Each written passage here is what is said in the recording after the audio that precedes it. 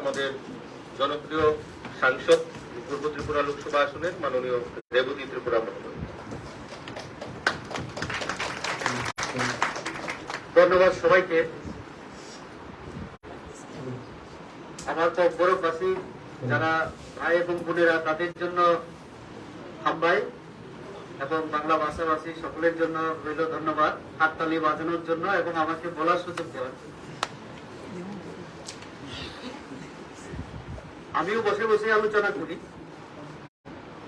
ভাবছিলাম আমি একটু হেঁটে হেঁটে আপনাদের কাছাকাছি আসি এবং আলোচনা করি, কিন্তু রাস্তা এবং আমাদের মানে স্পেসটা কম, তাহলে আমার যদি আমি করি তাহলে আপনাদের অসুবিধা হবে। তার জন্য আমি শেষে সিদ্ধান্ত নিলাম না বসে বসে একটু আলোচনা করি। সবার খিদা লাগলো তো না? হ্যাঁ, সেটা মাথায় আছে আমারও। তো সময় বেশি নেব না। আমি প্রথমেই আবারও ধন্যবাদ জ্ঞাপন করছি যারা এই পূর্ব ত্রিপুরা আমার যে এরিয়া, এই এরিয়া থেকে আগত সকল আমার ভাই এবং বোনদের আজকের যে প্রোগ্রামটা আপনাদের জন্য, এবং হলের মধ্যে আমাদের আজকে যিনি সভাপতিত্ব করছেন আমাদের এই জেলার, আমাদের পার্টির উদ্যোগে যেহেতু হচ্ছে আপনাদের সঙ্গে বসার, আমাদের এই জেলার সভাধিপতি আর জেলার সভাপতি পার্টির তিনি প্রাক্তন এমএলএ পরিমল দেববর্মা মহোদয়, আমি ওনার ঠিক বা পাশে বসে আমাদের রাজ্যের মাননীয় মন্ত্রী, আপনারা একটু আগে আলোচনা শুনলেন, ওনার জীবন সংগ্রামের কথাও শুনলেন। একজন মেয়ে মহিলা হিসাবে কিভাবে একটা গ্রাম থেকে উঠে আসা একজন নারী বলবো, মেয়ে বলবো, মহিলা বলবো, ওনার জীবন সংগ্রামের কাহিনী। ওনার পাশে বসে আমাদের শম্ভুলাল চাকমা মহোদয়, আমাদের সামনুর বিধায়ক, ওনার পরে আমাদের পার্টির অন্যতম সহ সভানেত্রী উত্তরা দেববর্মা মহোদয়া, এবং ওনারা আছেন আমাদের পার্টির অন্যান্য নেতৃত্ব। আমার ডান পাশে আমাদের পানিসাগর বিধানসভার বিধায়ক অ্যাডভোকেট বীরভূষণ দাস মহোদয়, ওনার ডান পাশে বসা আমাদের অন্যতম সহ সভানেত্রী, উনি একটা পিএসসির চেয়ারম্যানও দায়িত্ব সামলাচ্ছেন, আমাদের পাতালকন্যা জমাতিয়া মহোদয়া সহ এখানে অনেকে আছে, পৌরসভার আছেন, নগর পঞ্চায়েতের তারাও আছেন, এবং অনেকেই যারা আছেন, সবাইকে আমার ব্যক্তিগত তরফ থেকে, পার্টির তরফ থেকে আন্তরিক শুভেচ্ছা এবং ধন্যবাদ জ্ঞাপন করছি। ককবরকে যদি না বলি, অনেক সময় আমার ফেসবুকের মধ্যে আমি দেখি যে স্যার তুমি ককবরক জানো না নাকি। এখন যদি ককবরকে আমি আলোচনা করি তাহলে বাংলা ভাষাভাষী তারা বলবে কি আলোচনা করলো, আমরা তো কিছু বুঝতে পারি। তো আমার জন্য উপায় নেই, বাংলায় আলোচনা করলে আমি আশা রাখছি যে যারা আমার ককবরক ভাষাভাষী তারা একটু হলেও বাংলা তো বুঝেন, যদিও বাংলা ভাষাভাষীর মতো আমার পক্ষে বা আমাদের পক্ষে বলা মুশকিল। যাই হোক, আজকের যে অনুষ্ঠান আমি মনে করি এটা ত্রিপুরার ইতিহাসে অথবা ভারতবর্ষের বিভিন্ন জায়গায় হচ্ছে আমাদের পার্টির উদ্যোগে। এটা একটা নতুনত্ব, আমাদের প্রধানমন্ত্রী যে চিন্তাধারার ফসল হিসাবে আমরা এই অনুষ্ঠান করছি। আমাদের মাননীয় প্রধানমন্ত্রী তিনি নিজেকে কোনোদিন প্রধানমন্ত্রী পরিচয় দেন না, সেটা আপনারা ভালোভাবে জানেন। তিনি বলেন আমি দেশের সেবক। প্রধানমন্ত্রী হিসেবে পরিচয় তিনি খুব কম দেন। সেবক, দেশের সেবা করা দায়িত্ব বলে মনে করেন। এমন না যে আমরা অনেক সময় বলি না যে আমি একবার এমএলএ হই তারপরে আপনাকে দেখাবো। এটা হচ্ছে কি প্রতিশোধমূলক চিন্তাধারা। কারোর প্রতি আমার যদি প্রতিশোধ নিতে হয় তাহলে রাজনৈতিক ক্ষমতা দখল করার পরে, যদিও এখানে বিরোধীরা আছেন, উনি অ্যাডভোকেট উকিল, উনিও কোনোদিন আমি দেখিনি যে কাউকে আইনে ফাঁসিয়ে উনি জেলে পাঠিয়েছেন অন্যায়ভাবে। তো মাননীয় প্রধানমন্ত্রী এই কথাই বলেন, আমরা যারা জনপ্রতিনিধি আমাদের দায়িত্ব যেন কর্তব্য আছে, দায়িত্ব কর্তব্য। তো এই জন্যই তিনি বলেছেন, প্রধানমন্ত্রী হিসেবে কাজ করার দায়িত্ব দিয়েছেন আমাদেরকে। 62% আমাদের দেশের জনগণের মধ্যে যুবকের সংখ্যা বেশি। আপনাদেরই কিন্তু প্রধানমন্ত্রী, আমাদেরই প্রধানমন্ত্রী, তার জন্যই তিনি বলেছেন যুবকদের সঙ্গে বসতে হবে। আর এই যুবকরা কি করেন? কেউ বিশ্ববিদ্যালয়ে পড়াশোনা করেন, কেউ পিএইচডি করেন। আগামী দিনে সমাজকে এগিয়ে নিয়ে যাওয়ার জন্য অভিজ্ঞতার দরকার, সমাজ সংস্কৃতিকে দেখা দরকার, জানা দরকার। তো গবেষণামূলক কাজে যারা নিয়োজিত তাদের সঙ্গে দেখা করুন। যারা এই সোশ্যাল মিডিয়াতে আপনারা যারা অ্যাক্টিভ, ব্লগার, ইউটিউবার, তারাও বিভিন্ন দিক তুলে ধরেন, সমাজের সমস্যার কথা, সমাধানের কথাও বলেন, নিজের অভিজ্ঞতার কথাও বলেন, পরামর্শ দেন। তো তার জন্য মাননীয় প্রধানমন্ত্রী আমাদেরকে বলেছেন যে অর্ধেক ভারত তো যুবকরাই, অর্থাৎ 62% মানে কি টোটাল পপুলেশনের অর্ধেক ভারত আমরা বলতে পারি। তো তাদের সঙ্গে কথাবার্তা না বলে প্রশাসনের নীতি নির্ধারণ করা, দেশ শাসনের চিন্তা করা, সমাজের একজন ব্যক্তি হিসেবে নেতৃত্ব দেওয়া আমাদের পক্ষে সম্ভব না। তার জন্য উনি বলেছেন যে যুবকদের সঙ্গে বসার জন্য। আজকে এখানে আমি মনে করি আপনারা যারা এসেছেন সবাই বিজেপি চিন্তাধারা আদর্শে বিশ্বাস করেন তা না। আপনারা অনেকে বামপন্থী থাকতে পারেন, ডানপন্থী থাকতে পারেন, আরো বিভিন্ন পন্থী থাকতে পারেন, কিন্তু আমরাও এখানে শুধু বিজেপির আদর্শ নীতি কাজকর্ম নিয়ে বলবো না। আজকে আলোচনা আমরা মূলত প্রধানমন্ত্রীর নেতৃত্বে যে সরকার কাজ করছে আমাদের দেশের জন্য, সমাজের জন্য, গরিব কৃষক সকলের জন্য, সেটা নিয়েই আলোচনা। আমরা পিপিটি যে এটা আমরা দেখালাম প্রেজেন্টেশন, এবং মতামত শেষে আপনাদেরও আমরা দেব, অবশ্যই কথা বলবো সবার সঙ্গে কি করে আমরা এই দেশটাকে আরো এগিয়ে নিয়ে যাওয়া যায়, সে ব্যাপারে আপনারা যেমন মতামত দেবেন। আমরা মাননীয় প্রধানমন্ত্রী গত 9 বছরে যেভাবে তিনি দেশকে নেতৃত্ব দিচ্ছেন সেটা একটু তুলে ধরলাম। হ্যাঁ, এই কথা ঠিক, যদি আমিও অনেক বড় আমার কাছেও আছে, আর নিজে ওনার সঙ্গে কাজ করার সুবাদে 4 বছর আমার কমপ্লিট হয়ে গেছে। এই গত আমাদের 9 বছর যেহেতু সম্পূর্ণ হয়ে গেল, তো আমি 23 তারিখ মে মাসে 23 তারিখ লোকসভার রেজাল্ট হয় রাত 1টার সময় কুলাই স্কুলে। আমার সঙ্গে অনেকে ছিলেন সেদিন। রাত 1টার সময় আমাকে ঘোষণা দেওয়া হয় যে তুমি এমপি হয়ে গেছে। তারপর থেকে আমিও মানে এই এলাকার প্রতিনিধি। তো নরেন্দ্র মোদীর সঙ্গে চলার, কাজ করার আমার সৌভাগ্য হয়েছে আপনাদের, আমাদের সকলের, মানে এই এলাকার ভোটারদের জন্য।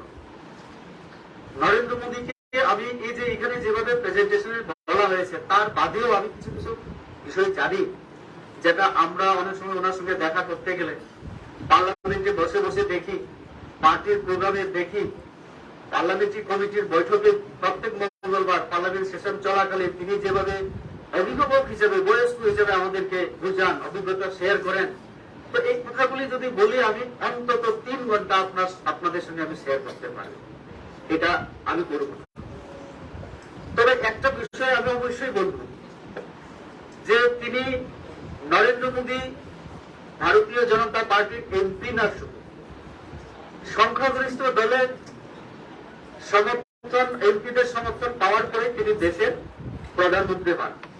এখানে আমি আমাদের অরিন্দম ভাইকে আমি ধন্যবাদ দিই যে শেষ যে একদম পেজের মধ্যে যে কয়েকটা কথা লেখা সেটা খুব গুরুত্ব সহকারে বলার চেষ্টা করেছে। তার মধ্যে প্রশ্ন সবাইকে করেছিল আমাদের অরিন্দম ভাই যে নরেন্দ্র মোদী এত যে কাজ করার ক্ষমতা রাখেন, এটা সম্ভব হলো কি করে? আমরা এক বাক্যে সবাই বললাম, দেশের আম জনতা, নাগরিক, ভোটার সবাই ওনার সঙ্গে আছে। তার মানে পুরো দেশ, 140 কোটি দেশ, এই জনগণ ওনার সঙ্গে আছে বলে উনিও এখন মনে করেন আমি কাজ করতে পারি। বিদেশে গিয়ে যে সম্মান, এটাও ওইটাকে চিন্তা করি, অর্থাৎ এই প্রধানমন্ত্রীর পেছনে 140 কোটি মানুষ আছে। না হলে রেবতী ত্রিপুরা, আমি প্রতিনিধি, যদি না হতাম, আজকে আমি ওই আগে আমি শিক্ষক ছিলাম, সবাই জানেন, আমি শিক্ষক রেবতী ত্রিপুরা থাকতাম, যদি 1,04,000 ভোটের ব্যবধানে আমি না জিততাম, অথবা একটা বুথে বেশি হলেও আমি জয়লাভ যদি না করতাম, আমি রেবতী ত্রিপুরার শিক্ষক থাকতাম, তাহলে মেম্বার অফ পার্লামেন্ট আমি কোনোদিন হতাম না। আমার পেছনে আপনারা আছেন, সকলে আছেন বলে আজকে এই জায়গায়। তো মাননীয় প্রধানমন্ত্রী উনি প্রথম দিন থেকে বলেছেন, না খাউঙ্গা না কিসি কো খানে দুঙ্গা। আমরা তো ভেবেছিলাম এটা তো ভীষণ হুমকি, বা অনেকে আমরা বলেছিলাম যারা সমালোচক, যে পারবেন না তিনি, ভারত এমন একটা রাষ্ট্র, এইখানে করাপশন থাকবে, ভীষণ ভাবে বন্ধ করা যাবে না।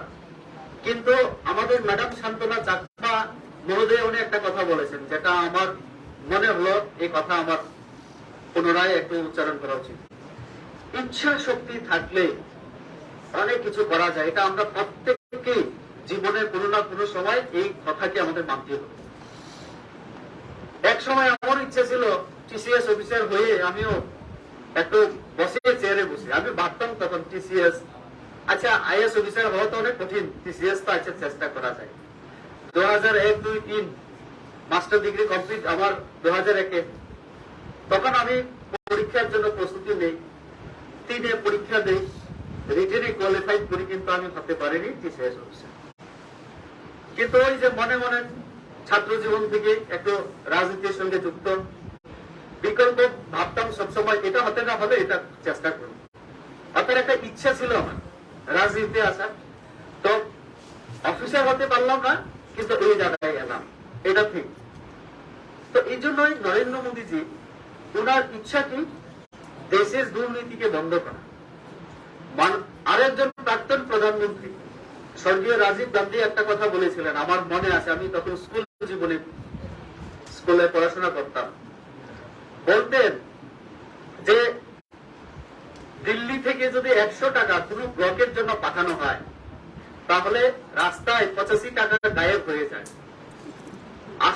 এই আমাদের আমবাসা ব্লকে 15 টাকা, 85 শেষ হয়ে গেল 15 টাকা। 15 টাকা কি হবে? আর রাস্তা হবে না, পানীয় জল, বিদ্যুৎ, ওই যে প্রধানমন্ত্রী আবাস যোজনা, যাই হয়, করাপশন, দুর্নীতি আমাদের দেশকে শেষ করে দিয়েছিল। আমরা তো জানি, আমি নাম নেব না, প্রধানমন্ত্রী থেকে আইএস অফিসার, মন্ত্রী থেকে এমপি, সবাই জেলে যেতে হয়েছিল একটা সময়। কিন্তু তিনি বললেন, এরকম একটা পরিস্থিতিতে দাঁড়িয়ে, না মে খুদ খাউঙ্গা, প্রধানমন্ত্রী কি সাহেব, না কিসি কো খানে দুঙ্গা। আজকে আমরা গর্ব করে বলতে পারি কিনা, দেশের মধ্যে 100% না হলেও প্রধানমন্ত্রী খায় আমরা বলতে পারি না, কেন্দ্রীয় ক্যাবিনেট মন্ত্রী খায় এটা বলতে পারি না, থাকতেই পারে, আমি এটাও স্বীকার করি। কিন্তু এমন না যে একেবারে প্রমাণ করে দিলে মোদী তার বিরুদ্ধে অ্যাকশন নেবেন না। আমি এর মধ্যে ত্রিপুরাও দায়িত্ব নিয়ে বলে, আমার বিরুদ্ধেও যদি এরকম অভিযোগ থাকে, আপনারা আমার সমালোচনা করা যেমন আপনাদের দায়িত্ব, কর্তব্য, অধিকারে আছে, আমরা তার জন্য আজকে ডাকলাম যে প্রধানমন্ত্রী কি করেন না করেন আমাদের জানা দরকার। ওইটা যদি জানি, তারপরে আমি যদি বিরোধী দলে হই, তাহলে গঠনমূলক সমালোচনা বা সমালোচনা এটা করতে গেলেও আমার জানা থাকা দরকার। কিন্তু তো এই জন্যই তিনি বলেছেন, করাপশন বন্ধ না করলে উন্নতি হবে না, বিকাশ হবে না, ডেভেলপমেন্টের যে কাজটা এটা হবে না। এই কাজটা করে দেখিয়েছেন, অন্তত আমি বলবো 50, 60, 70% তিনি সফল হয়েছে। এরপরে কিন্তু আজকে প্রধানমন্ত্রী গতি শক্তি পর্যন্ত আমরা যদি আসি, তিনি চিন্তা করেছেন যে ডেভেলপমেন্টের যে গতি, এটাকে আরো স্পিড আপ করতে গেলে সমন্বয় সাধন করা দরকার, কোঅর্ডিনেশন দরকার মিনিস্ট্রিগুলির মধ্যে। আমার অভিজ্ঞতা হয়েছে এই এমপি হওয়ার পরে, বিভিন্ন জায়গায় আমার ফান্ড থেকে, যেমন কমিউনিটি হল, টাউন হল, বিভিন্ন হয়, বা পরিদর্শনে যাই যখন, এখানে দাদারাও আছেন, এমএলএরা।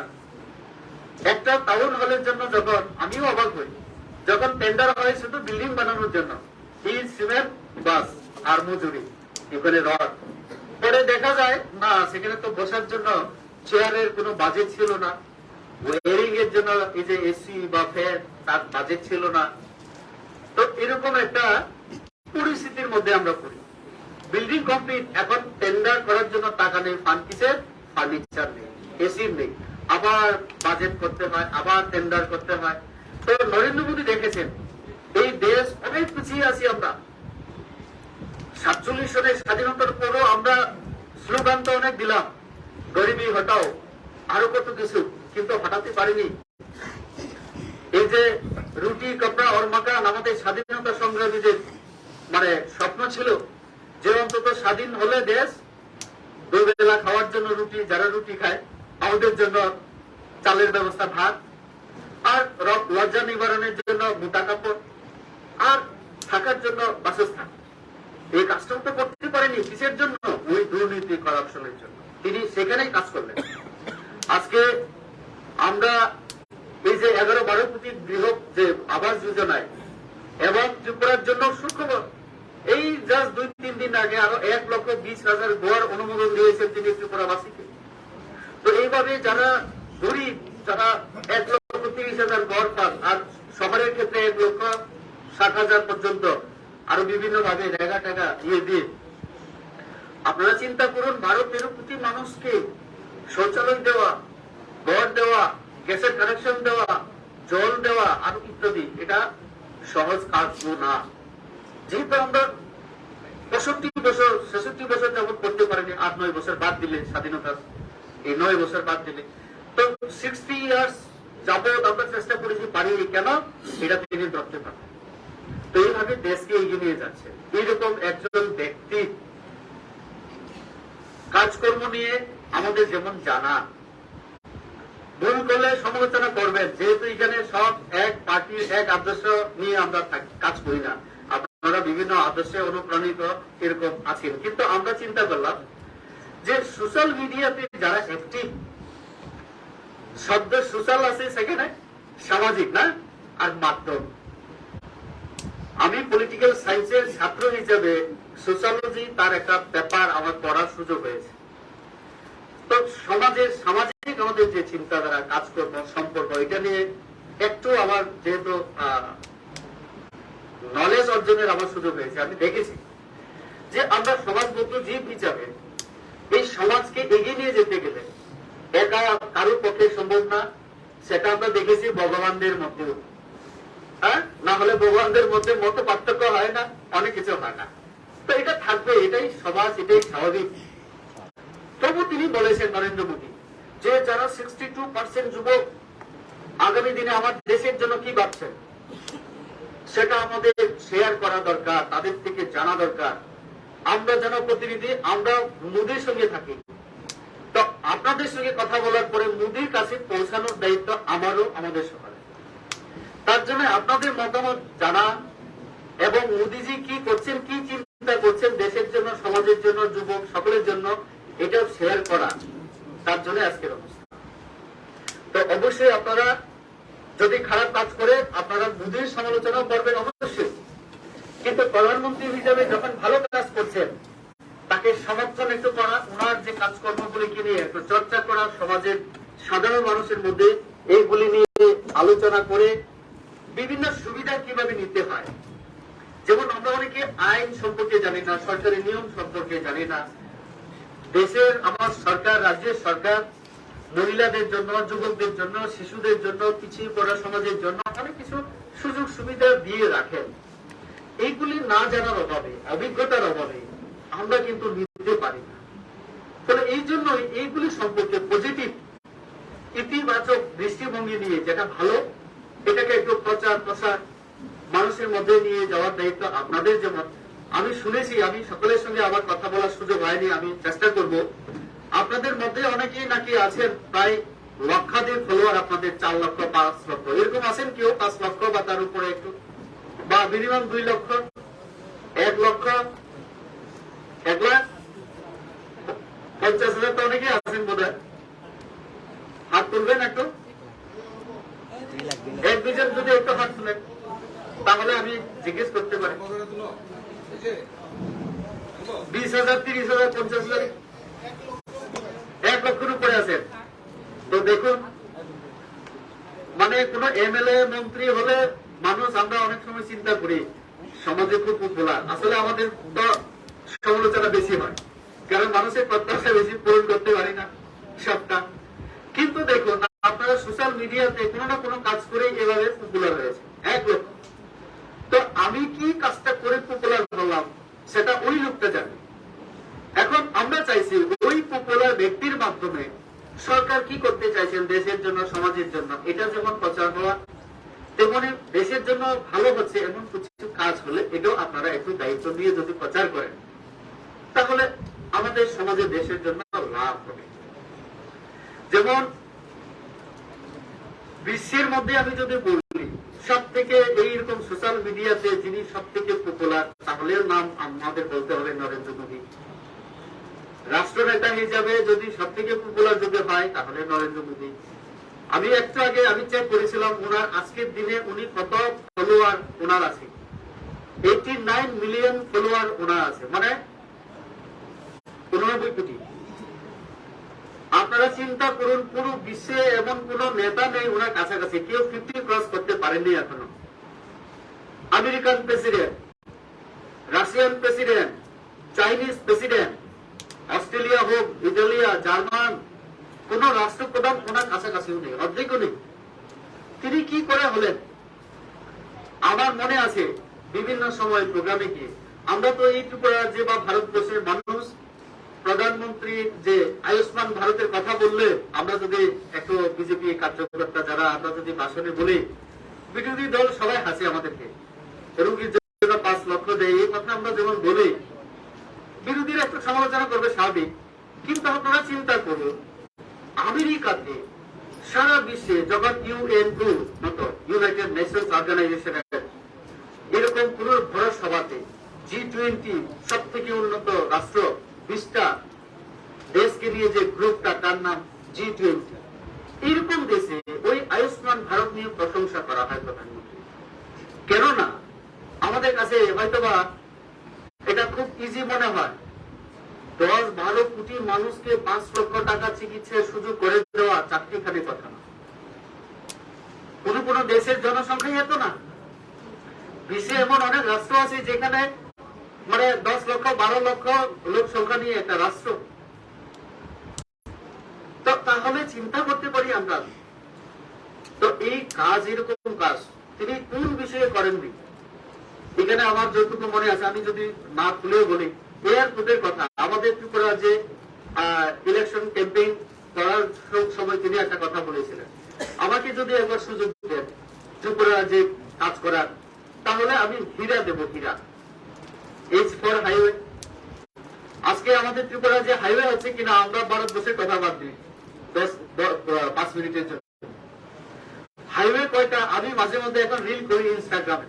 ওই দিন আমি রাত প্রায় 9টা 9:30 বাজে আমি কৈলাসহর থেকে আসছিলাম, আমার হঠাৎ করে মনে হলো না রাস্তা একটা আমি ভিডিও করি 1 মিনিটে। পরে একটা গান লাগিয়ে, ইনস্ট্রুমেন্টাল মিউজিক লাগিয়ে আমিও ছেড়ে দিলাম ইয়েতে। অনেকে জিজ্ঞেস করছেন আমাকে, স্যার এটা কোন রাস্তা? সত্যি চেনা মুশকিল যে কমলপুর কৈলাসহরের রাস্তা, এই যে সুরমা দিয়ে যা, আমার অনেক আগে আমার যাওয়ার অভিজ্ঞতা যেমন ছিল, এখনো আমি যাচ্ছি। এখন আমরা সবাই ভাবি এটা কোন ত্রিপুরা? হীরা, H4 হাইওয়ে। যে আপনারা দেখেছেন, আমিও পার্লামেন্টে কথা বলেছি হাইওয়ে নিয়ে, কিন্তু যতই আমরা চিৎকার করি না কেন, এমপি তো অনেক আগেও ছিল, কিন্তু মানসিকতা থাকতে হবে, সৎ ইচ্ছা, সদিচ্ছা। প্রধানমন্ত্রী সদিচ্ছা আছে বলে কিন্তু ত্রিপুরা রাজ্যে 8টা 9টা নতুন করে জাতীয় সড়কের কাজ চলছে সমাপ্তির পথে। আমি সেদিন আমার পিনাকি দা আছেন এখানে, বয় জেলার, তিনি কল্যাণপুরের বিধায়ক, আমরা ডিএম অফিসে দিশা মিটিং করছিলাম। ডিস্ট্রিক্ট ডেভেলপমেন্ট এবং মনিটরিং আমাদের করতে হয়। আমরা শুনলাম যে 1000 কোটি টাকার আরেকটা কাজ টেন্ডার হয়েছে, কোনটা? খোয়াই, কল্যাণপুর, তেলামোড়া, অম্পি, অম্বলপুর, করব হয়ে সাগর। 5 মিনিটে স্যাংশন হয়ে যায় আমাদের রাস্তার কাজ। মাননীয় আমাদের মুখ্যমন্ত্রী ডক্টর মানিক সাহা, তিনি একটা মিটিং এ ছিলেন, সেখানে বসে বসে তিনি বললেন নীতিন গডকরিজিকে যে ভাই সাহেব ওই রাস্তা একটু তাড়াতাড়ি করে দিন। তিনি 5 মিনিট পরে সাংবাদিক সম্মেলন করে বলে ছিলেন মুখ্যমন্ত্রী মানিক সাহাজি, একটু আগে যেটা বললেন আমি অনুমোদন দিয়ে দিলাম স্যার। এমনও কাজ হয়, এই জন্য 91,000 কিলোমিটার ছিল আমাদের 65 বছরের ন্যাশনাল হাইওয়ে, আর মাত্র 9 বছরে তিনি 53,000 কিলোমিটার করে দেখিয়েছেন। এটাই আর আমাদের ত্রিপুরা রাজ্যে, আমি সংখ্যাটা আনিনি যদিও, 9টা জাতীয় সড়ক নতুন করে আই ফর ইন্টারনেট বলছিলেন আমাদের অরিন্দম ভাই এবং আমাদের মিনিস্টার। আমরা এবারে যে আমাদের কথা হচ্ছিল, আমাদের যে টেলিকমিউনিকেশন এবং রেলের যে মন্ত্রী শ্রী বৈষ্ণবজির সঙ্গে নতুন করে চিন্তা ভাবনা হচ্ছে কিভাবে এই যে আমরা তো এখন 4G ব্যবহার করছি, কয়েকদিনের অপেক্ষা আমরা বলতে পারি, এই বছরের মধ্যে আমরা ভাবছি, মানে আশা রাখছি যে 5G শুরু হয়ে যাবে। তার জন্য সব থেকে গর্বের, তাও সম্পূর্ণ ভারতীয় ভাবে এই ইয়েকে করা হচ্ছে। আমরা আগে সব বাইরের থেকে করতাম, এখন এইগুলি সব ভারতীয়। তিনি কি বলতেন, লোকালের জন্য বুকাল হওয়ার কথা বলছিলেন না, এই জন্য তিনি বলছেন সমস্ত আমার এখানেই হতে হবে। আর তার জন্যই আজকে আমাদের মন্ত্রী বলছিলেন এক্সপোর্ট, আমরা রপ্তানি আগে আমদানি করতাম, স্বর্ণ বন্ধক দিয়ে দেশ চালাতাম, এখন আমরা জিনিস বিক্রি করছি। এই যে আমাদের খাদ্য শস্য যে উৎপাদন হয়, আগামী দিনে ইয়োগা, আমরা আগামী 21-22 তারিখ আমরা ইয়োগা করবো সারা বিশ্বে। ভারতের নাম উজ্জ্বল করলেন কে? আমরা তো বলি যে রামায়ণ মহাভারতে সাধু সন্ন্যাসীদের আমরা ওই তপস্যা করতে আমরা দেখেছি। তার যে গুণ আমাদের মানব দেহে, এটা তো আমরা বুঝাতে পারিনি এর আগে। এখন ইউনিভার্সিটি খুলছে চায়নার মতো দেশ, জাপানের মতো দেশ, এটাকে কে পপুলার করলো? আমাদের নরেন্দ্র মোদী। এটা আমার দেশের সুনাম না, আমার দেশের লাভ হয়নি? অনেক মানুষ এখন যারা এই যে রামদেবের মতো, হ্যাঁ, যারা এইসব করেন, ইয়োগা টোগা করেন, তারা আজকে সারা বিশ্বে বিভিন্ন জায়গায় তাদের কর্মসংস্থান খুলে যাচ্ছে, বাইরে যাচ্ছেন আমাদের সাধু সন্ন্যাসীরা এইসব শেখানোর জন্য। তো কাজে এই যে হীরা ইন্টারনেট, এটাকে আরো সাধু সন্ন্যাসীরা আপনারা অনলাইনে দেখবেন, মানে দিয়ে আমি তো একবার দেখছিলাম, আমি গুগলে কোন একটা জিনিস সার্চ করতে গিয়ে এক সাধু বাবা, তার 7 কেজি না 12 কেজি স্বর্ণ, ওনার ফলোয়ার এত যে উনি কিভাবে হলে এই যে সোশ্যাল মিডিয়ার মাধ্যমে। তাহলে এটাকে পপুলার করলেন কে? এই নরেন্দ্র মোদী। উনি আসার পরে সেলফি, এখন যদিও সেলফি আমাদের সতর্কতার সঙ্গে করা দরকার, অনেক ব্রিজে উঠে পড়েও যান, বিল্ডিং এ উঠে পড়েও যান, এটা আপনারা করবেন না কিন্তু, কারণ আমরা বেশি অন্য থেকে একটু অন্যত্র আলাদা হওয়ার জন্য অনেক সময় আমরা ঝুঁকি নেই, এটা না হওয়া। কিন্তু এটাকে পপুলার বানিয়েছেন কে?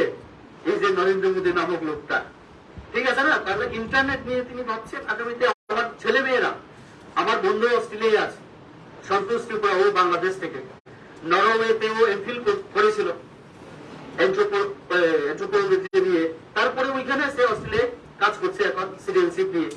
আমার সঙ্গে সেদিন কথা হচ্ছিল, তার মিসেস এবং সন্তোষ বলছে, বন্ধু ইন্ডিয়ার অনেক ছেলে মেয়ে এখন অস্ট্রেলিয়ায় আসছে। আমি জিজ্ঞেস করলাম কোন কোন কাজে যাচ্ছে? বলছে কেরালা, সাউথ ইন্ডিয়া এবং নর্থ ইন্ডিয়া থেকে অনেক মেয়েরা এখন নার্সের চাকরি অস্ট্রেলিয়ায়, 40-45% নাকি নার্স এখন ইন্ডিয়া থেকে যাচ্ছে ওইখানে অস্ট্রেলিয়ায়। আর কারা যায়? কম্পিউটার ইঞ্জিনিয়ার যারা, তারা আমাদের দেশে তো কর্মসংস্থানের এটা সুযোগ কম। তার জন্য মোদী যেমন ভাবছেন দেশের মধ্যে করা, তেমনি তিনি ট্রেনিং দিয়ে, স্কিল দিয়ে, এই যে বিভিন্ন ট্রেনিং এর ব্যবস্থা, দুই দেশে এখন যাওয়ার সুযোগ হচ্ছে। তাহলে এই যে সুযোগটা কে করে দিলেন? শুধু ইন্টারনেটকে পপুলার করা না, ফেসবুককে পপুলার করা না, তিনি আমেরিকায় গিয়ে ফেসবুকের মালিকের সঙ্গে যেমন বৈঠক করেন, আমার ভারতবর্ষে যাতে মোবাইলের ফ্যাক্টরি সব থেকে লার্জেস্ট ওয়ার্ল্ডে হয়, সেই ব্যবস্থাও করেছে।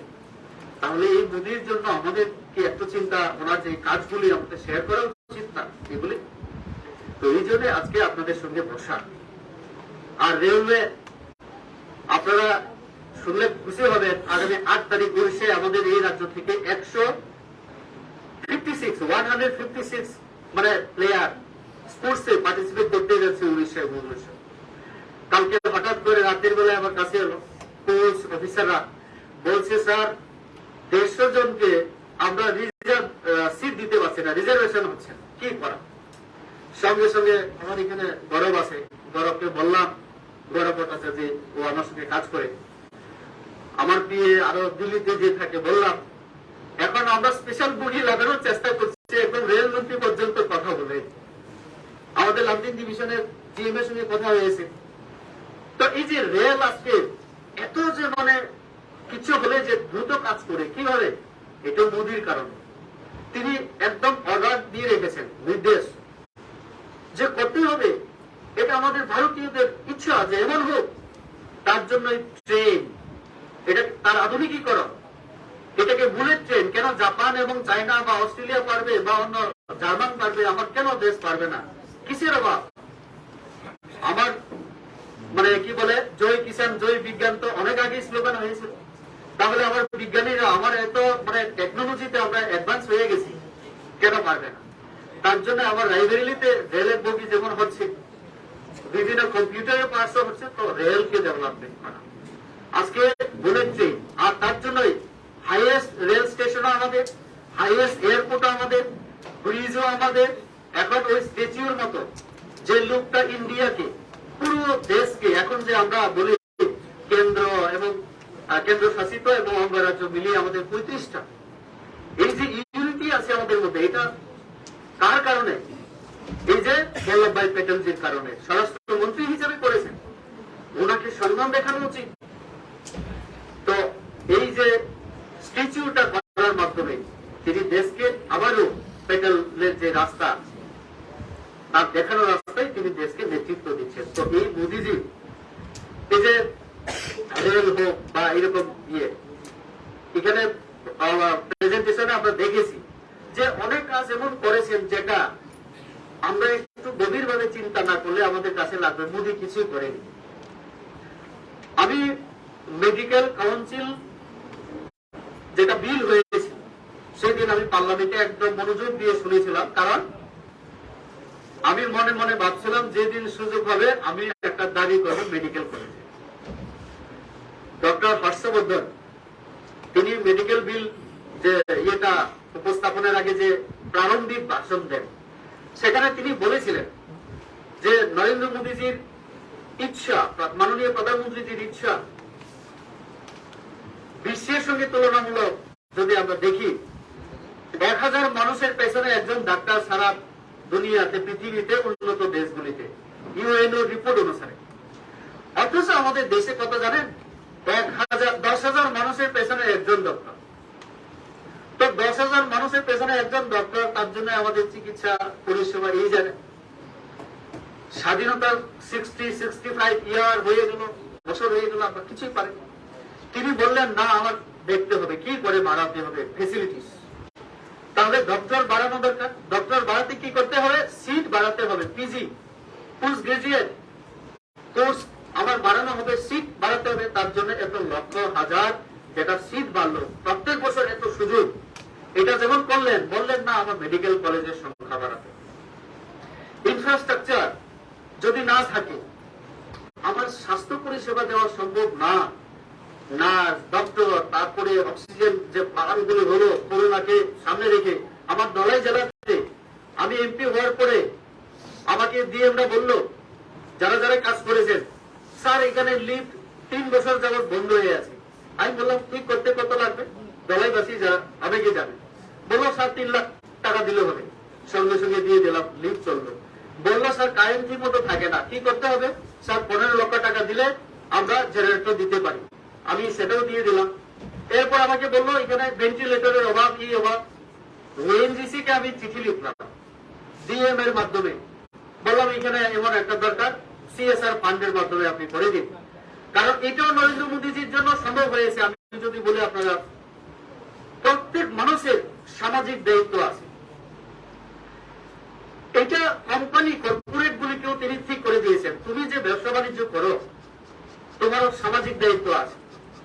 তার জন্য বললেন যে তুমি 3% তোমার প্রফিট থেকে এই সামাজিক কল্যাণের জন্য ব্যয় করো, না দিলে তোমার মানে দিতে হবে। একজন প্রধানমন্ত্রী নিয়ম করে দিলেন। আগে কি হতো? আগে কর্পোরেট হাউসগুলি বা এই সেক্টরে তারা লাভগুলি নিজেরা বুক করত। এখন বেসরকারি হোক বা আন্ডারটেকেন হোক, এইগুলি এখন দায়িত্ব হচ্ছে 3% দিতে হবে সরকারকে, এবং এটা সমাজে পিছিয়ে পড়া শিশু, নারী, মহিলা, অসহায় এবং পিছিয়ে পড়া জেলার জন্য ব্যয় করতে হবে। আমরা সবাই জানি এই ধলাই ডিস্ট্রিক্ট 112টা জেলার মধ্যে একটা অন্যতম। আমি যখন দায়িত্ব নিয়েছিলাম এই জেলা তখন ছিল প্রায় 50-এর নিচে র্যাঙ্কিং এ। এখন এই গত 8-9 বছরের মোদীজি দায়িত্ব নেওয়ার পরে আপনারা দেখেছেন ধলাই জেলা এখন বিভিন্ন ক্ষেত্রে আমরা নাম্বার 1-এর পুরস্কারও পাই। আগামীকাল এই হলের মধ্যে আমি যদিও ভাবছি, যেহেতু এসি কাভার হয় না, হয় না, আমার কার্যকর্তার কাছে অনুরোধ থাকবে, মাননীয় মন্ত্রী আসছেন আগামীকাল, রাজীব চন্দ্রশেখর, তিনি স্কিল এবং এন্টারপ্রেনারশিপ এবং আরো কয়েকটা দপ্তরের মন্ত্রী, তিনি কর্ণাটকের মানুষ, তিনি নিজেও ইঞ্জিনিয়ার, আমি শুনেছি সফটওয়্যার ইঞ্জিনিয়ার, এরকম কিছু। কেন আজকে মন্ত্রীরা কেন্দ্র থেকে বারবার ভোট দিয়ে আসছেন এখানে আমাদের, মানে খুব আসতে হচ্ছে এই ধলাই জেলায়। আমরা তো এর আগে প্রধানমন্ত্রীকেও আমরা এত দেখিনি। প্রধানমন্ত্রী পুরো দেশে ঘোরা দরকার। 57 এরকম মাননীয় প্রধানমন্ত্রী নরেন্দ্র মোদী এই 9 বছরের নর্থ ইস্টের মধ্যে এসেছেন। আর আমার সামনে আমরা একজন 40 জন এমপি মন্ত্রীকে নিয়ে তিনি বসেছিলেন। তিনি এখানে সেই দিন বললেন, আমি যখন কথা বললাম আমাকে থামিয়ে তিনি বললেন, আপ बताओ यहाँ উপস্থিত जितना मंत्री है মানে কে গেছে না ধলাই জেলায়। তো আমি তখনও দেখলাম যে আমাদের আসামের প্রাক্তন মুখ্যমন্ত্রী আমাদের সর্বানন্দ সোনোয়ালজি, কিরণ রিজিজু, তারা কেউ এখনো আসেননি। সর্বানন্দ সোনোয়ালজি এসে গেছেন। তো আমাকে বলছেন কে কে গেছে না আপনি নাম বলুন। আমি বললাম না না, অনেকে যেতে শুরু করেছেন, বাকিরাও যাবেন। তো আমি যদি দেখাতাম যে সর্বানন্দ সোনোয়ালজি আমি নিয়ে গেলাম, ওই দিন ওনার কি হতো। তো মাননীয় প্রধানমন্ত্রী বলছেন কেউ যদি না যায় আমাকে বলুন, এবং আমার সামনে বলেছেন আমাদের এমপিদের সামনে, মন্ত্রীদেরকে, যদি কোনো এমপি দেখা করতে আসে কোনো মন্ত্রীর সাথে, প্রথম দেখা করবেন এমপিদের সঙ্গে। কারণ এমপিরা নিজের ইচ্ছায় আসে না, এমপিরা আসে জনগণের চাপে। তো তাদের কথা শোনো প্রথম, তোমার অফিসারকে 10 মিনিট বসাও, কিন্তু এমপিদের কথা শোনো, কেননা তারা পাবলিকের রিপ্রেজেন্ট করে। অর্থাৎ জনগণের প্রতি, সাধারণ মানুষের প্রতি কিন্তু আমাদের প্রধানমন্ত্রীর এরকম চিন্তাধারা। তো তার জন্য আগামীকাল রাজীব চন্দ্রশেখর জি আসছেন, আরো অনেক মন্ত্রী আপনারা দেখবেন যে আজকে আসলে হবে না। প্রধানমন্ত্রী বলেছেন, ওই ম্যাডাম বলছিলেন যে 5 বছর আগে ফাউন্ডেশন স্টোন লে হলো, আমরা ভিত্তি প্রস্তর স্থাপন করলাম, এই মন্ত্রী রইল না, পরে আরো 3টা মন্ত্রী সবার পরে আবার একজন এলেন। এই অটল টানেল এরকম একটা কাজ হয়েছিল, মাঝখানে কাজ বন্ধ হয়েছিল। এরকম অনেক স্কিম দেশের মধ্যে আছে যেটা প্রজেক্ট মানে আমাদের পুরো ক্যান্সেল করতে হয়েছে। তার জন্য তিনি বলেছেন সময় একদম বেঁধে দিতে হবে, সময়ের মধ্যে কাজ শেষ করতে হবে এবং গুণগত মান দেখে। আপনারা, আমি যদি উদাহরণ দিই আপনারা অবশ্যই বুঝতে পারবেন। আমরা তো এই রাজ্যে রেলের জন্য আন্দোলন আমরা অনেক করেছি। প্রাক্তন মুখ্যমন্ত্রীর মুখে আমাদের মানিক সরকার মহোদয় প্রায় বলতেন, কারণ তিনি 20 বছর এই রাজ্যকে নেতৃত্ব দিয়েছেন। এই রাজ্যকে মানিক সরকার মুখ্যমন্ত্রী হিসাবে তিনিও চেয়েছিলেন দ্রুত উন্নতি হোক, কিন্তু সেই সময় কি ওনার যে দল, ওনার দলের সঙ্গে আমার কেন্দ্রের একটা দল মিলেও দেশ শাসন করেছিল, তখনও আমরা রেল আনতে পারি। কিন্তু নরেন্দ্র মোদীর যে কথা আমি বলছিলাম, সদিচ্ছা, ইচ্ছা থাকলে, তিনি প্রধানমন্ত্রী হওয়ার পরে বললেন ত্রিপুরা এবং আমার আসামের যে রেল রাস্তা, এটাকে 18 মাসের মধ্যে কমপ্লিট করতে হবে, নেই তো বুঝতে পারা কোই নেই হোক বলেছিল। আমরা 16 মাসের মধ্যে বোধ হয় আমরা রাজধানী এক্সপ্রেস আমরা পেয়ে গেছি। এখন প্রায় 7টা না 8টা এক্সপ্রেস সহ প্রায় 16টা বোধহয় ট্রেন আমাদের আগরতলা থেকে মানে দেশের বিভিন্ন জায়গায় যাওয়ার সুযোগ আমাদের হয়। 18টা। তাহলে এই যে কাজটা 18 মাসে করার কথা 16 মাসে করে দেখানো, এটা হচ্ছে পিএম গতি শক্তি। মানে শেষ করতে হবে সব ডিপার্টমেন্টকে সঙ্গে নিয়ে। এখানে কারা ইনভলভ হলো? নিরাপত্তা বাহিনী, আরো বিভিন্ন যে যে ডিপার্টমেন্ট, তো এলাই ডিপার্টমেন্ট গুলির সঙ্গে এটা কাজ করে। তো আমি যেভাবে আমি পয়েন্ট নিয়েছিলাম এভাবে আমি নেব না, কারণ এটা দেখলে আমার অন্য পয়েন্ট আসবে। তো এই আমি যতটুকু এটাই আমি আলোচনা করবো। আর 2 মিনিট 3 মিনিটের মধ্যে আমি শেষ করছি।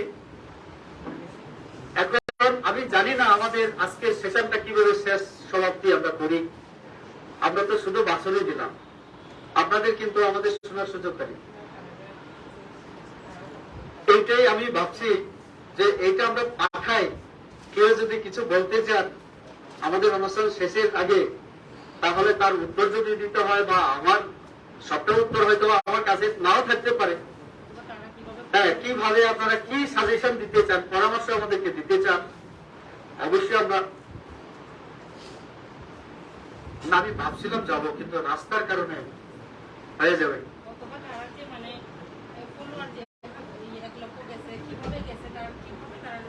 আমি আপনারা বসুন, আমি একটু তাহলে এক দুজনের সঙ্গে একটু ইয়ে করি। হাত তুলেছিলেন ওই কোনায় যারা অটল টানেল দেখতে গেছেন,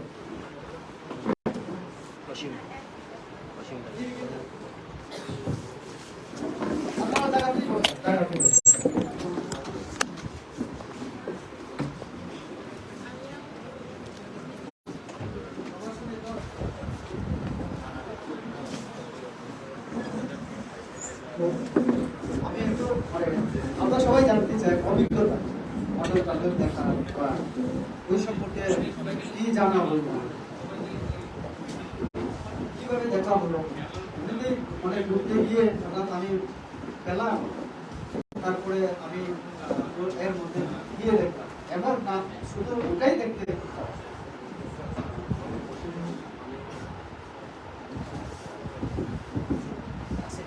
আমাদের আমি বিলং করি। 2022 আমি ত্রিপুরা থেকে অরিজিনাল করে 22 থেকে। তো অলমোস্ট আমি ত্রিপুরা থেকে স্টার্ট করছি, ত্রিপুরা, আসাম, মেঘালয়, তারপর নাগাল্যান্ড, ওয়েস্ট বেঙ্গল, বিহার, ইউপি, উত্তরাখণ্ড, হিমাচল প্রদেশ, লেহ লাদাখ, জম্মু কাশ্মীর, সব জায়গায় কিন্তু আমি কভার করছি। আমার ফাইন্যান্সিয়াল প্রবলেম, অসুস্থতার কারণে স্যার আমি শুধু বেঙ্গল বাড়তে সরকার টানে স্যার, মানে ফার্স্ট টাইম আমি যখন গেছি আমার একটা ড্রিম আসতো যে আমি অর্ডার বানিয়েছিলাম, কিন্তু স্যার মানে আরো রাস্তা আছে স্যার লাদাখ যাবার, কিন্তু আমি অটো টানে চুজ করছি, তার অবস্থা ড্রিম আসতো স্যার। সাইকেল স্যার বিভিন্ন যায় sir, inter sir totally speed ছিল স্যার, আমি করতে পারতাম না স্যার। ধন্যবাদ। আর আমারও সৌভাগ্য হয়েছে সবার আশীর্বাদে আমার পুরো জম্মু কাশ্মীর লাদাখ 12 দিন আমার ট্যুর করার সুযোগ হয়েছে। 370 নং দ্বারা তোলার পরে মাননীয় প্রধানমন্ত্রী সবাইকে বললেন, সমস্ত স্ট্যান্ডিং কমিটি, বিভিন্ন কমিটি আছে আমাদের, আমি standing committee on ST SC welfare আর একটা স্ট্যান্ডিং কমিটি অন আমাদের এক্সটার্নাল অ্যাফেয়ার, এই যে দুটাতে আমি আছি, আর কনসালটেটিভ কমিটিতে আছি ওনার মিনিস্ট্রিতে। তো এরকম 3টা জায়গায় আমি কাজ করি। তো 12 দিন আমি ছিলাম লাদাখ যাওয়ার জন্য। আমাদের অনেকেরই মানে ইচ্ছা হয়, কিন্তু সেই সময় যে রাস্তা ছিল, অনেকে আমরা ট্রেনে করে যেতে পারি না, খরচা বেশি, ট্রেন সম্ভব হয়নি সবটা, তো তার জন্যই অনেক সময় লেগে যেত। তার জন্য ওই কাজটা যেহেতু তাড়াতাড়ি করাতে হয়, তিনি নিজে প্রধানমন্ত্রী মানে রাস্তায় নামলেন, ওই ইয়েতে নামলেন। তো এইভাবে দ্রুত কাজ শেষ করার পরে আমি আপনাদের বলবো, আপনারা কোনোদিন যদি লাদাখে যান, সেখানকার এমপি আমার খুব মানে ভালো সম্পর্ক, আমার ভালো বন্ধু জামিয়া, আপনারা বলবেন কোনো অসুবিধা হলে সেখানে অবশ্যই আমরা দেখব। আর সেখানে যেটা 3 ইডিএস ছুটি হয়েছিল, আমার সৌভাগ্য হয়েছে যাওয়ার, সেখানে 3টা গ্রামের মানুষের সঙ্গে কথা বলা, 42 জন না কতজন আর্মি, প্রায় 400 চাইনিজ আর্মিকে কিভাবে আটকেছিল মানে জান দিয়ে, এই কাহিনীও আমি শুনেছি। সত্যি মানে প্রাউড ফিল হয় আমাদের আর্মিদের জন্য, আমাদের ওখানকার মানুষের জন্য। এবং আমরা বলি না যে এটা মানে সত্যি স্বর্গ, সত্যি স্বর্গ কাশ্মীর আমাদের। সেই দিন আমাদের সুধাংশু দাস আমাদের মন্ত্রী খুব মানে যুবক, একটা স্বর্গের প্রোগ্রামে এখন কাশ্মীরে আছেন আমি জানি। আমাদের বিনা দেববর্মা একজন ম্যাডাম আমি চিনি, ওনার হাজবেন্ড দিল্লিতে উকিল। এরকম প্রায় 3 ফ্যামিলি, আমি ট্রেনের টিকিট সার্টিফিকেট আমিও চেষ্টা করেছিলাম, যদিও আমি তাদেরকে রিজার্ভেশন দিতে পারিনি কারণ সবাই পাওয়ার না পাওয়ার কারণে। তো কাশ্মীরে এই মানে আজকের দিনে আজকেও আমাদের ত্রিপুরা থেকে অন্তত আমি 5টা ফ্যামিলিকে জানি কাশ্মীর ভিজিট করছে।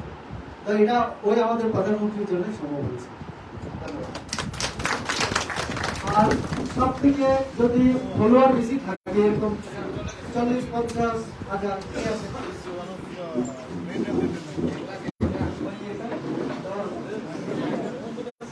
আচ্ছা, আমার মানে ইউটিউবার না ব্লগার বাকি এটা যদি একটু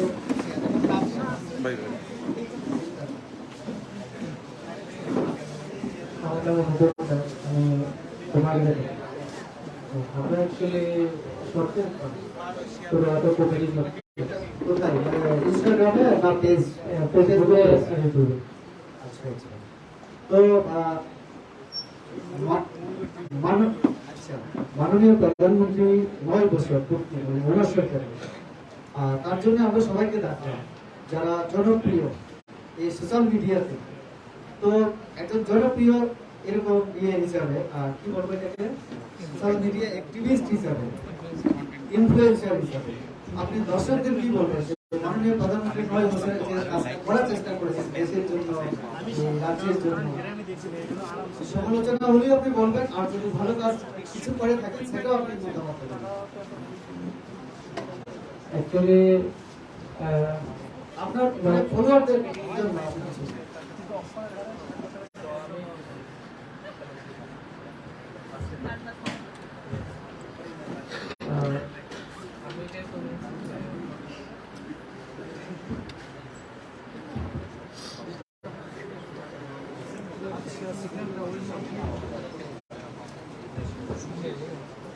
তো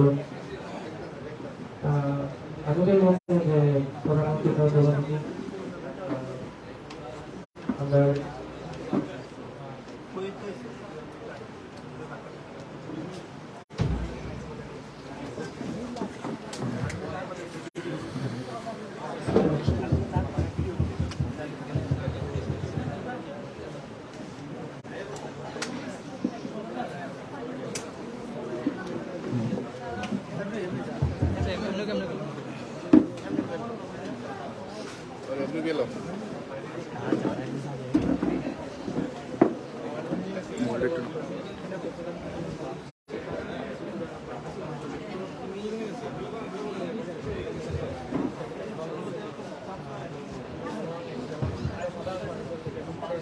সবচেয়ে বেশি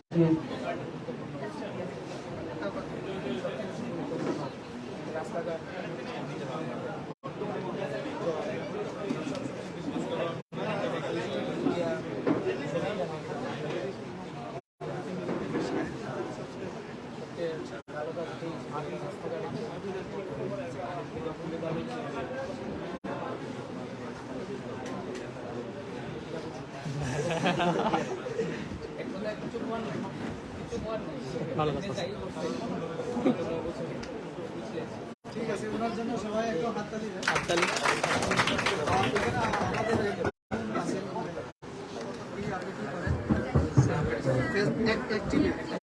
আচ্ছা, সহযোগী হিসাবে আপনি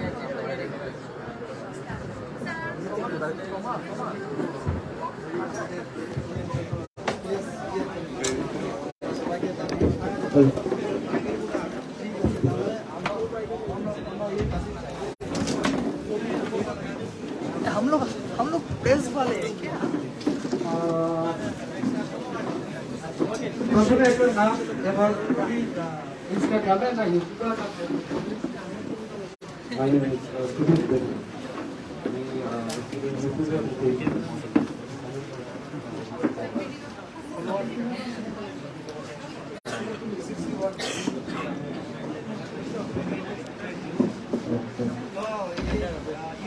বা ফেসবুকে কি বার্তা দেন সমাজের জন্য, ফলোয়ারদের জন্য?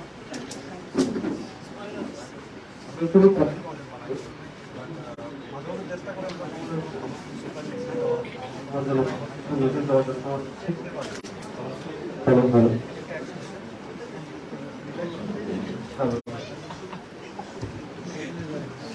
সমাজের জন্য ভালো কিছু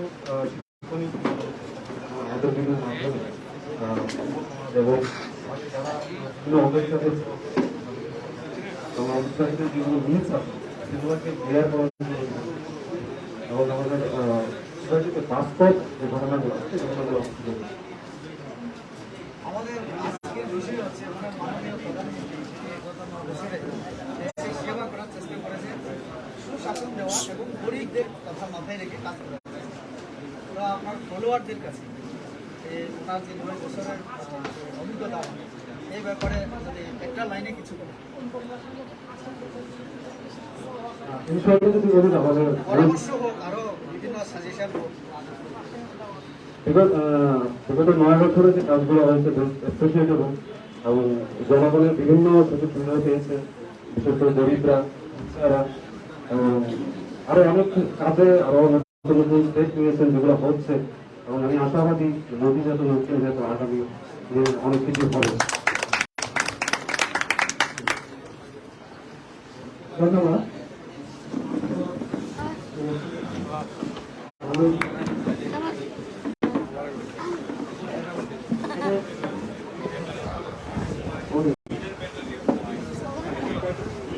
কিছু বলেন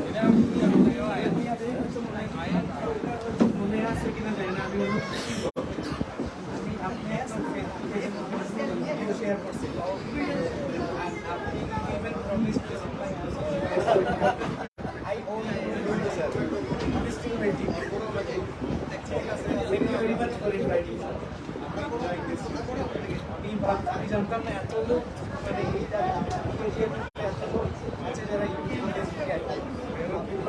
আর সবচেয়ে বড় কথা ভেরি মাচ ফর অ্যাকনলেজিং আস আমরা এক্সিস্ট করি, আমাদের মা বাবা আমাদের অ্যাকনলেজ করেন না। তুমি কি করে চিন্তা করেছ আমি ইউটিউবে ভিডিও বানাই তো এইটা আমি আমার এখানে কাজ করছি আমাদের আবার আমাদের প্যারেন্টসরা আমাদের this is the first time আমি দেখতেছি যে কোনো একটা গভর্নমেন্ট গভর্নমেন্ট সেন্টার অ্যাকনলেজিং আস অ্যাকচুয়ালি আমরা আরেকটা কথা আমি বলতে চাই, এই যে ইন্ডাস্ট্রিটা এই টোটাল ইন্ডাস্ট্রি ফেসবুক এটার রেভলিউশন শুরু হয়েছে এই 4G ইন্টারনেট শুরু হওয়ার পর।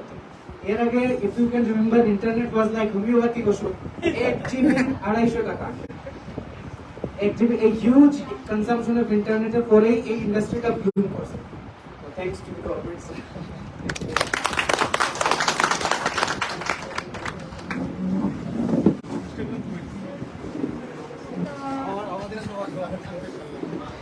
So, আমার ইনস্টাগ্রামে 60 প্লাস ফলোয়ার্স আছে। হ্যাঁ, থ্যাংক ইউ সবাইকে যারা আমার ফ্যামিলি করতে পারো। আমি ট্রাই করি এদেরকে যে আমি তাদেরকে দেখানো কিছু দিতে পারি তো ভালো। রিসেন্টলি ব্লগ শুরু করেছি, তো different lifestyle blog কি করতে পারি, কিভাবে করতে পারি এগুলো এগুলো। হ্যাঁ, আমি কলেজে পড়ি, কলেজের সেকেন্ড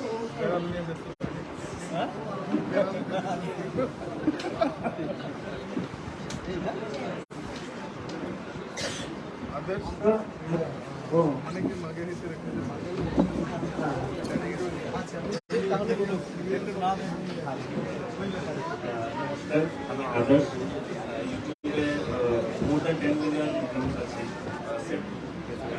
70K সাবস্ক্রাইবার। মেইনলি আমি মিউজিক ভিডিও বানাই, বাট ফেসবুকে আমি শুরু করেছি ট্রাভেলটা দেখাতে চাই যে কীভাবে ট্রাভেলিং করে আমরা আরও বাইরের দেশগুলো অ্যাডভান্স।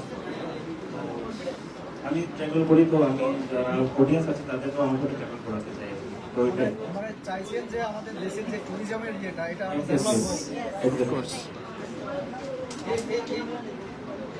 এই কথায় আমি অনুরোধ করি। 8 তারিখ আমাদের আরেকটা প্রোগ্রাম আছে, আমি থাকবো নারিকেলগঞ্জে। আপনাদের মধ্যে যারা আগ্রহী ওই দিন মধ্যে অনেকে এরকম যারা খোলা 1-2 আছেন, আমি খুশি হব। 11টার সময় নারিকেলগঞ্জে মাননীয় প্রধানমন্ত্রীর নির্দেশ অনুসারে কেন্দ্রীয় এরকম অনেক স্কিমে বিভিন্ন জায়গায় কিরকম ডেভেলপমেন্ট হয়েছে, তার অন্তত একটা কাজ যেটা শেষ হয়েছে না হয় চলছে, এরকম ভিজিট করে তার ফটো তার ভিডিও শেয়ার করার জন্য উনি বলেছেন। তো আমি নিজে থাকুন নারিকেলগঞ্জে, আমার মুখ্যমন্ত্রী থাকবেন লাইট হাউস আরো বিভিন্ন জায়গায়, মন্ত্রীরা থাকবেন বিভিন্ন জায়গায়। তো এখানে উপস্থিত আমার একটা অনুরোধ, আপনারা যদি কাছাকাছি কেউ আসতে পারেন বা করেন তাহলে ডুম্বুর লেক কত তারিখ? 8 তারিখ 11টার সময়। তো আমাদের যে ডুম্বুরের যে যেটা ট্যুরিজমের যেটা, এটা একটু পপুলার হবে, কারণ জি কিষান রেড্ডিজিকে আমি অনুরোধ করেছিলাম আসার জন্য ব্যক্তিগতভাবে। সেখানে অনেক কিছু করা আমাদের তো অনুভূতি আছে, আমাদের রেলমহল, তো আমরাও চাইছি এগুলি আরো উন্নতি হোক। তো আপনাদের সকলের সহযোগিতা ছাড়া তো আমাদের পক্ষে সম্ভব না। তো কাজে এটাই সহযোগিতা।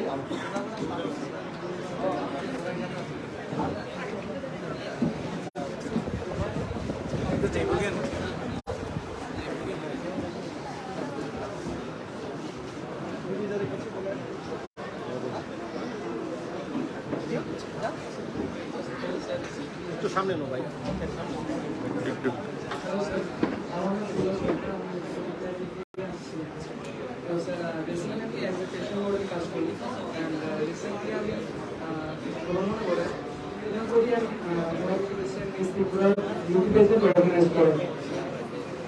তো আমি চাই যে আমাদের নর্থের ছেলে মেয়েরা আছে, ভাই বোনরা আছে, ওরা যেন ওদের ট্যালেন্ট আছে কিন্তু সেই প্ল্যাটফর্মটা পাচ্ছে না। সেই প্ল্যাটফর্মটা আমি দেওয়ার চেষ্টা করছি। আমি যতটুকু নলেজ গেইন করেছি সেটা আমাদেরকে ডিস্ট্রিবিউট করার চেষ্টা করছি। রিসেন্টলি সায়েন্টিকা না যেমন আমাদের কি একটা সিরিয়ালে চান্স পেল, মুখ্যমন্ত্রীও দেখা করলেন। তো স্যার আমি লাস্টলি ইন্ডিয়াস চ্যানেল বলিউডের যে একটা রিয়েলিটি শো, ওটা আমি সেমি ফাইনালিস্ট ছিলাম। তো তারপর অ্যাকচুয়ালি কি হয়েছে, আমাকে আমার স্টেট থেকে মানে সেরকম কোনো সাপোর্ট দেওয়া হয়নি, কারণ ফিনান্সিয়াল অনেক প্রবলেম আমি বলছি। তো বেসিক্যালি বেকারই আছে এখন বলা যায়, সেটাই স্যার। তো আমি চাই যেন সেই যে আর্টিস্টরা আছে যারা মানে ট্যালেন্টেড আছে, ওদের ট্যালেন্টটা যেন মানে আমাদের ত্রিপুরা সরকার সাপোর্ট করে, এদেরকে প্ল্যাটফর্মগুলি ওরা কোথাও চান্স পায়, ওদেরকে যেন একটু হেল্প করা হয়। ভালো করা, ধন্যবাদ। তুমি বলো, আমরা শেষ করতে শেষ করে নিন।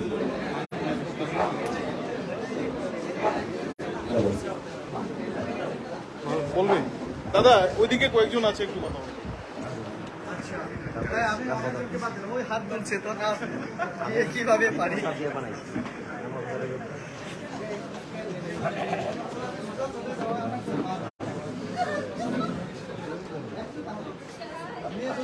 ভাই মুখের সামনে নিয়ে হবে দাদা, মোটা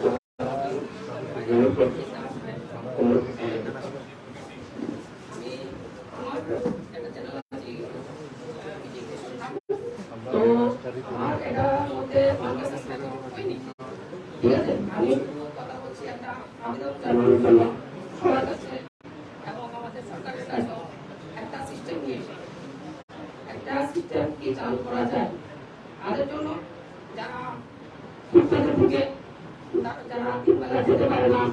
আমিও বসে করেছি, আমরা তিনবেলা মাছ ভাত খেতে না পারলেও আমরা ডাল ভাত খেতে পারি।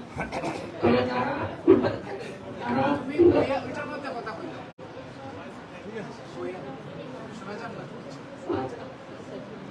ঠিক আছে, কন্টিনিউ। তো বলছিলাম কি যারা ফুটপাতে থাকে তাদের তিনবেলা খাবার হয় না। তো আমাদের মতে যারা চাকরিজীবী আছে বা প্রাইভেট চাকরিজীবী আছে বা যারা কন্টেন্ট ক্রিয়েটর আছে, যাদের ইনকাম হয়, যারা ইনকাম হয়, যদি কারণ 10,000 টাকা ইনকাম হয়, তাহলে ওখান থেকে যদি 10 টাকা কাউকে দিয়ে দেন, তাহলে ওনার পাবে না। ঠিক আছে, যার যদি 40,000 টাকা ইনকাম হয়, ওরা যদি 50 টাকা অ্যাকাউন্টে জমা রাখে, তাহলে ওনার কোনো সমস্যা হবে না। আমার মতে, জানি না আমার এই আবেদনটা সঠিক কিনা, ঠিক আছে, ভুলভাবে ক্ষমা করে দেবেন। তো বলছিলাম কি যারা এভাবে ইনকাম করছে, তো সরকারি যারা আমি বলছিলাম তরফ থেকে একটা অ্যাকাউন্ট করা হোক এবং সবাই তারা যতটুকু সম্ভব 1 টাকা হোক 2 টাকা হোক 50 টাকা হোক যতটুকু সম্ভব ওই অ্যাকাউন্টে জমা দেবে এবং সরকারের দায়িত্বে ওই টাকাগুলো দরিদ্র যারা গরিব শ্রেণীর মানুষ আছে তাদেরকে যাতে একটা খাবার এবং তাছাড়া এই কার্য সম্পন্ন হয় আরো টাকা যদি বেশি কথা হয় বিভিন্নভাবে সাহায্য করা যাবে। তো আমি এই সিস্টেমটা গ্রহণকে করার জন্য রাজি হয়েছি। যদি কোনো আমার আবেদনটা ভুল হয়ে থাকে তবে ক্ষমা করে দেবেন, আমি ক্ষমা করছি। ধন্যবাদ। ভালো প্রস্তাব। আর তার উত্তর স্বরূপ আমি একটা লাইনে আমি বলতে পারি। মাননীয় মুখ্যমন্ত্রী নেতৃত্বে একটা ফান্ড আছে আমাদের, যেটা আমরা কোভিড-19 সঙ্গে আমরা পেয়েছি। ঠিক তেমনি আমাদের মাননীয় প্রধানমন্ত্রীর পিএম কেয়ার ফান্ড এরকম ইয়ে আছে। তো এরকম সরকার দিয়ে। আর আরেকটা আমি জানি, আগে এমপিরা মন্ত্রীরাও গ্যাসের সাবসিডি পেতেন। প্রধানমন্ত্রী নরেন্দ্র মোদী আসার পর আমাদেরকে বললেন, তোমরা সবাই স্বেচ্ছায় সিগনেচার করে একটা ইয়ে দিয়ে দাও যে তোমাদের সাবসিডি লাগবে না। তো ওই সাবসিডি সংগ্রহ করে তিনি দিলেন কাকে? গরিবদেরকে বিনামূল্যে গ্যাসের সঙ্গে। এরকম একটা অনেক আইডিয়া আমাদের ভাই দিয়েছেন। আর তার জন্য ধন্যবাদ। অলরেডি চালু আছে। তো আমাদের গ্রুপ দেখাচ্ছিলেন।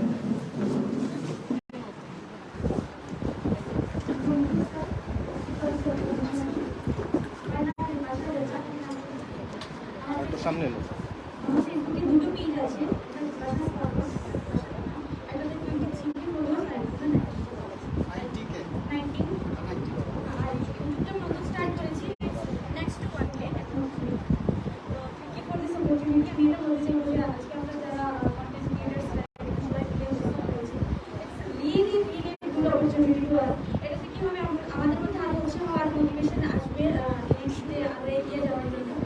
আর স্পেশালি স্যার, আমি আপনার মিস শান্তনা চাকরির খুব বড় fan. You really work for people, not for the party.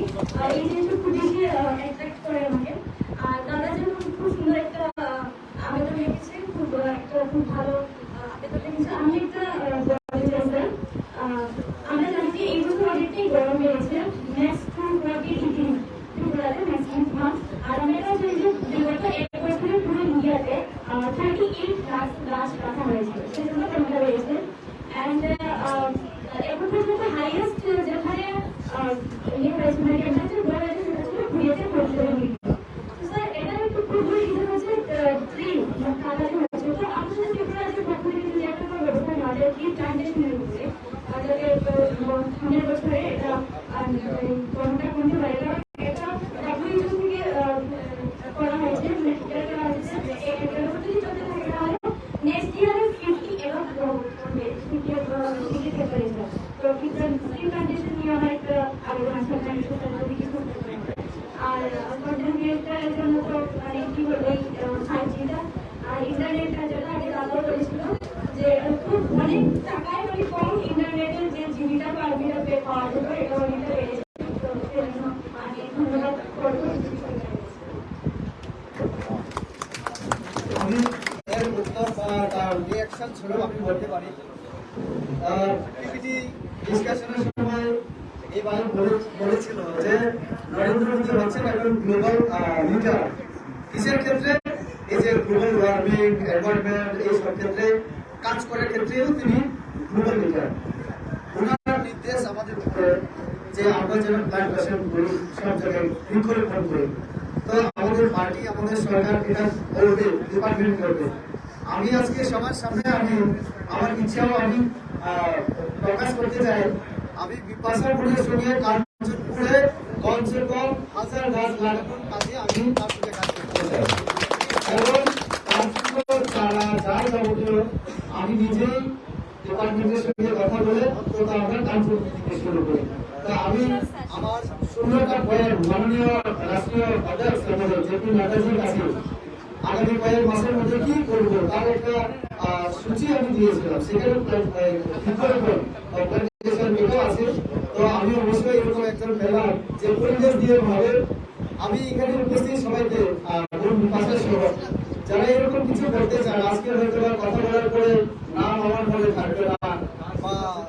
আমি জানবো না। যদি কেউ যোগাযোগ এরপরে করতে চান তাহলে আমার সঙ্গে আপনারা যোগাযোগ করতে পারেন, আমি আমার নাম্বার শেয়ার করতে পারি। তো আপনাদেরও যদি এরকম কিছু শেয়ার করেন, একটা নাম এবং মোবাইল নাম্বার দিয়ে যদি দিয়ে যান তাহলে পরবর্তীকালে এবং ঠিকানা কাঞ্চনপুর, তাহলে মোবাইলে সব কিছু করা যাবে।